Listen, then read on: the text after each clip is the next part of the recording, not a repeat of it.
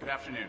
Dean Hollerth, Headmaster Wilson, members of the governing board, parents, family, faculty, friends, and members, most of all, of the class of 2018. Let's start with a moment. It's May 24th, one of those rare incandescent spring mornings in Washington. The sun is out, the humidity is near zero, and the class of 2018 is processing into the little sanctuary for the last time. Here's the scene inside.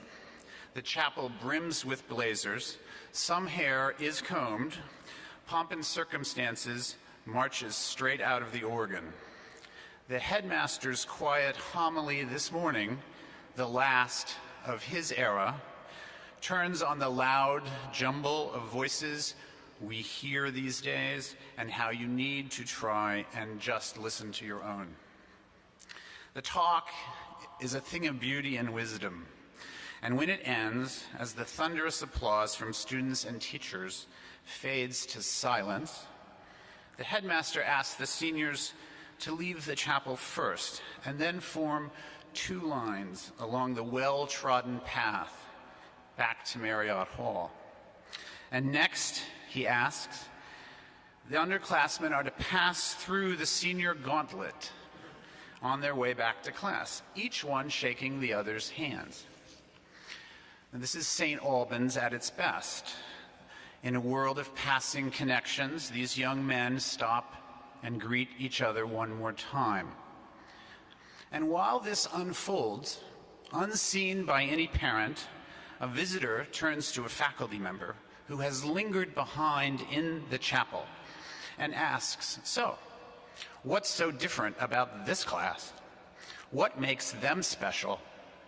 And the teacher, a mathematician, turns with a smile and says, "I would say they have an above-average degree of cohesion," which, when translated for English majors like me, means they really like each other. Now, cohesion is a great word for this class, but also for what happens next. Because while the other classes disperse and move on with their day, the senior class does not. Pulled together outside by some unseen centrifugal force, the seniors gather then almost reflexively around one another, sensing that the end is truly, nearly, finally here.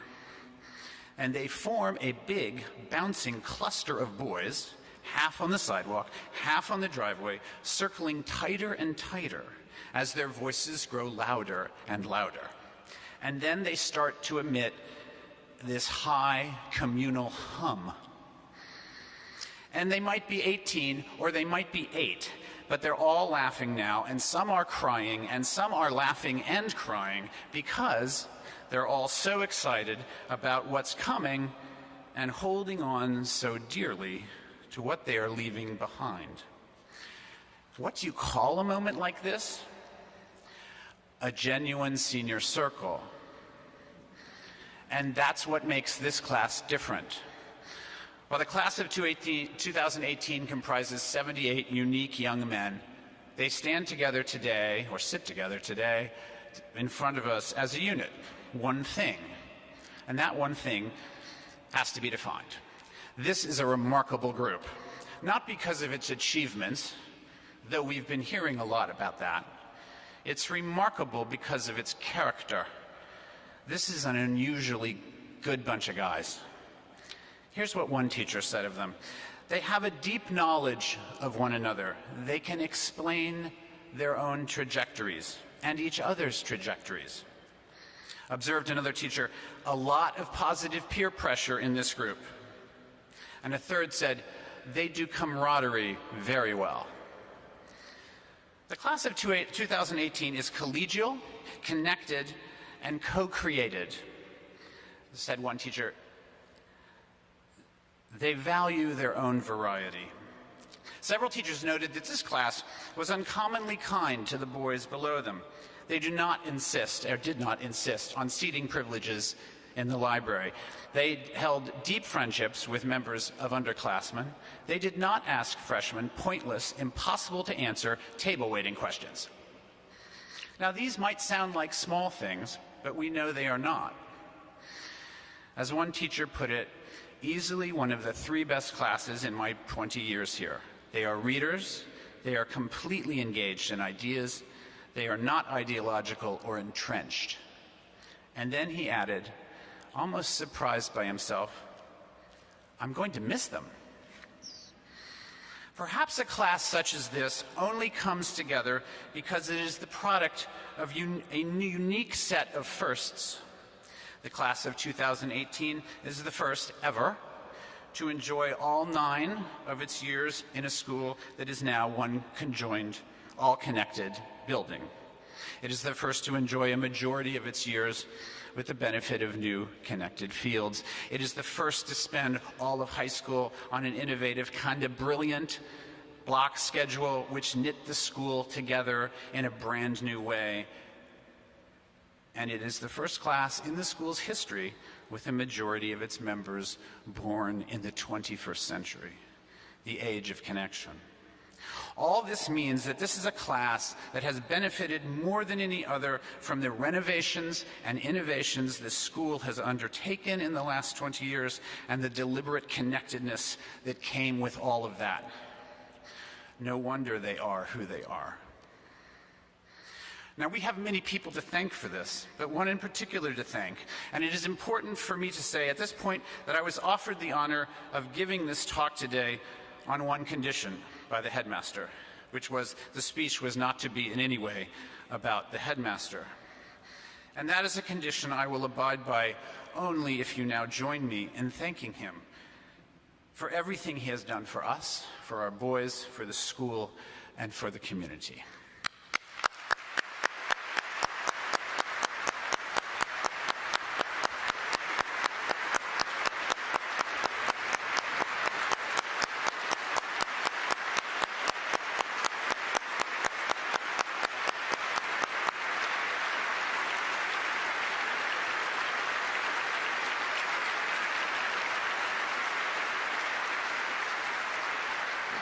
Thank you, and thank you, Mr. Wilson. Now, I don't want to let this class off too easily. Are they perfect? No. Very messy, said one teacher. They could use a couple of lessons in picking up after themselves. Nice class, said an administrator, but mischievous. True enough, it isn't clear exactly why a 400-pound tire had to be dragged to the top of Marriott Hall and then rolled down 3 flights of stairs, or why they feel the need to drop to the floor when one of their peers puts his hands to his face in a certain way, or why they have been known to go outside and scream to the heavens, either before a big game or sometimes just for no reason at all, or tried so hard to make a tie work with a polo shirt. Advice from 40 years down the line, this cannot be done. All of that, however, just makes for a higher degree of cohesion. So with all the gifts and regard for one another, what else could you possibly need to take it to the next level? I have a few suggestions. 1, if you haven't done it already, please learn the thank you note. Like this place, it only seems old-fashioned and old school. In fact, it is more compelling with each passing year. Learn it, master it, make it a reflex. Remember, gratitude is underrated. And here's a pro tip. It works best on paper. Number 2, beware of certitude. You have been trained here to form strong ideas and make powerful arguments. Being at St. Albans often affords you a confidence that your views are correct and justified. This self-assurance will certainly serve you very well in life. But in this imperfect world, most important questions don't have a right answer. They're not math problems. There are at least 2 sides to every story, and in my experience, more often like 5. And the person on the other side of the table almost always has something important to say. There's a trend on college campuses to disinvite or shout down speakers with contrarian points of view. Don't be a part of that. no matter how wrong or crazy or ridiculous you think those views may be. Let those people speak, try to give them the benefit of the doubt, and then bring your own gifts and values to bear to challenge and engage them.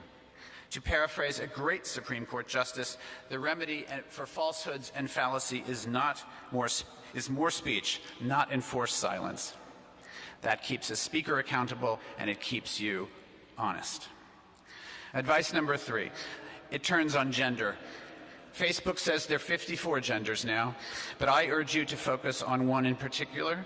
Please respect the women in your lives. I am not talking about a chivalrous, open your door for her kind of respect. I'm talking about bringing your intellectual and emotional honesty to bear on these relationships. Remember always that women have had different experiences than we have, which means they can sometimes look at things differently. But in the hope that you will not repeat the mistake of many men who have gone before you, let me state the obvious.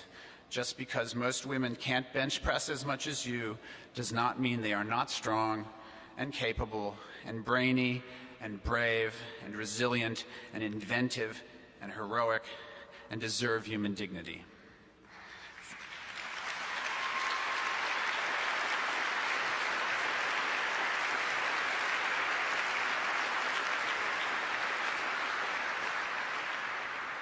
Forget that at your peril, because you're going to be working for them soon. Number 4, be one of the good guys in a fraught time of revolution and counter-revolution, when a lack of civility and respect is infecting our speech, our politics, and all of our relationships. I would urge you to resist that. Many of you may be wondering what it will take to succeed in such an era, and it may often appear that self-interest and sharp elbows will be key. But it is my experience that this is exactly the wrong takeaway. If you are only out for yourself, you will climb the ladder for a while, but the odds are that you will hit a ceiling sooner. In my experience, people who rise to the top of their professions do so because they constantly help other people along the way. Be that guy. Finally, you have created a great spirit among you. You have discovered the real senior circle. Don't lose that as you disperse. Find a way to preserve it. It will sustain you when you need it. So, go to it then. Your next chapters await, unwritten. You are the men of the future. I call on you to stand.